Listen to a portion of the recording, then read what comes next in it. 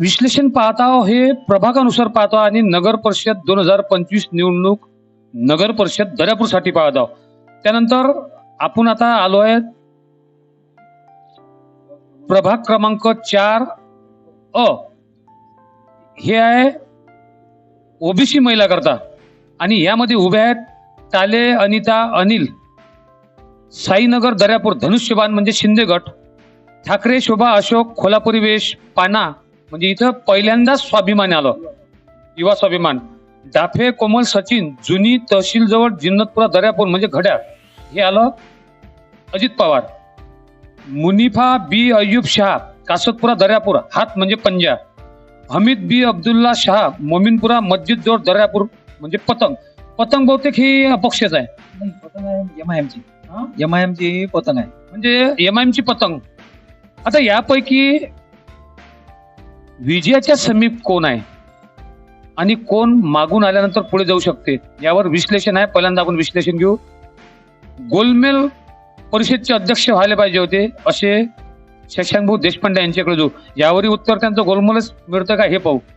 नाही, या प्रभागामध्ये मुस्लिम मतदारांची संख्या मोठ्या प्रमाणात आहे या प्रभाग क्रमांक 4 मध्ये.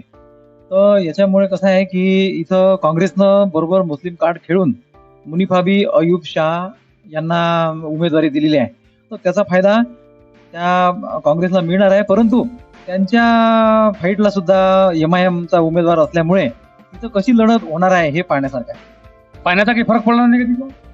तिथं युवा स्वाभिमानचं काही दर्यापूरमध्ये काही विशेष मतदार असे काही आढळून आले नाही आजपर्यंत. त्यांची ही पहिलीच निवडणूक आहे.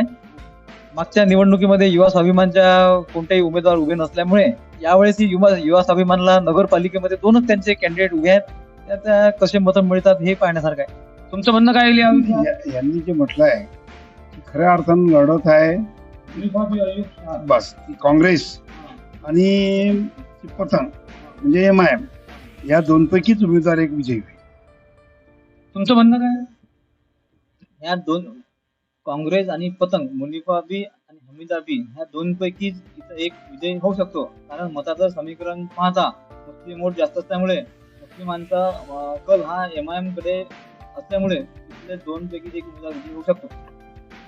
इथं काँग्रेसचं कार्ड म्हणजे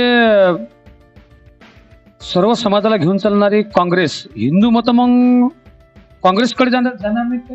नाही, तुम्हाला विचारलं हिंदू मत जे काँग्रेसचं वोटर आहे हिंदू वोट ते काँग्रेसकडे जाणार, मात्र काहींना पर्याय म्हणून युवा स्वाभिमान हिंदी सेना हे डिवाइड होण्याची शक्यता जास्त आहे.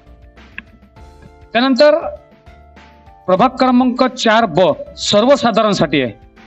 यामध्ये जकी अहमद मुस्ताब मोहम्मद किटली अपक्ष, मोहम्मद इसाक मोहम्मद इस्रायल जमीनपुरा दर्यापूर पतंग एमआयएम, शिरभाते संजय शंकरराव खोलेपुरी बेजवळ धनुष्यबाण म्हणजे शिंदे गट, श्रीराव किरण पांडुरंगसा पाना म्हणजे युवा स्वाभिमानी, सोहेल खान सलीमुल्ला खान यसिनपुरा दर्यापूर घड्याळ म्हणजे अजित पवार, हबीब खान असदुल्ला उद्दा मस्जिद जवळ जिनतपुरा दर्यापूर यात काँग्रेसवर उभे म्हणजे हात. इथं जास्तीत जास्त मला असं वाटतं की मुस्लिम व्होट जास्त असायची शक्यता असते आणि इथे जकी अहमद बहुतेक मागच्या वेळेस एमआयएम वर उभा होता आणि यावेळेस नगराध्यक्षासाठी. इथे काय वाटते तुम्हाला? तर इथं म्हणजे मागच्या सारखं समीकरण जर झालं ना तर जकी अहमद हे म्हणजे मागच्या वेळेस 4,500 मतं घेऊन नगराध्यक्षाच्या कॅन्डिडेटसाठी उभे होते, 3ऱ्या नंबरवर राहिले होते. तर यावेळेस ते एमआयएम सोडून पहिल्यांदा एमआयएम फुटली दर्यापूरमध्ये आणि जकी अहमद उभे राहिले. फोडली का फुटली? ते फोडली का फुटली हे माहित नाही, परंतु जकी अहमद अपक्ष उभे राहिल्यामुळे सगळ्याचेच भुया वरती झाल्या. तर इथं जकी अहमद आणि काँग्रेसमध्ये लढाई होईल अशी शक्यता आहे. तुमचं काय म्हणणं आहे ते? मत हा उमेदवार मागच्या वेळेस नगराध्यक्षाचा यंग असल्यामुळे 4,000 त्यानं मतं घेतले होते. हे जरी सत्य असलं तरी यावेळेस त्याला तिकीटच देण्यात नाही आली. म्हणजे याचा अर्थ एमआयएम तिथं मताचं विभाजन हे 100% सत्य आहे आणि तिथं निवडून येईल ती काँग्रेसच. तुमचा कल जरा काँग्रेसकडेच दिसते, यांचा कल म्हटलं काँग्रेसकडेच दिसते. तुमचं म्हणणं याच्यावर? इथं 4 मुस्लिम उमेदवार उभे असल्यामुळे इथं मुस्लिम समाजाचं मताचं डिव्हायजन होऊ शकते. त्यामुळे इथं धनुष्यबाण आणि पंजा ह्या दोघांमध्ये दुहेरी लढत होणार आणि याच्यामध्ये एक कोणी विजय होऊ शकते. मात्र मुस्लिम प्रभागात हे मनाला न पटण्याजोगं विश्लेषण करू राहिले तुम्ही. मुस्लिम प्रभाग आहे, मुस्लिम जास्तीत जास्त तिथं प्रभाग आहे आणि तुम्ही धनुष्यबाण काय सांगितलं? पंजा तरी वाटते, पण धनुष्यबाण तिथं समोर कसा काय येईल? की मुस्लिम जे उमेदवार आहे हे सर्व मुस्लिम उमेदवार आहे. तिथं हिंदू उमेदवार एकच असल्यामुळे तिथं हिंदूंना दुसरा पर्याय म्हणून तो शिरभाते एक पर्याय आहे. त्यामुळे तिथं मताचं विभाजन होऊन एक साईड मुस्लिम एक साईड हिंदू असं जर कॅल्क्युलेशन झालं तर तिथं दोन्हीपैकी लढत एक येऊ शकते. काय होऊन राहिले हे दोघं जण बोलताना? दोघांचं पण हे तिसरा पर्याय काढून राहिले असं मला तरी वाटतंय. तुम्हाला काय वाटतंय? नाही, जे सत्य आहे, जी वस्तुस्थिती आहे ती जरूर तर चालाच लागल ना. आणि तो या दोघांचा तिकडचा एरिया आहे तो.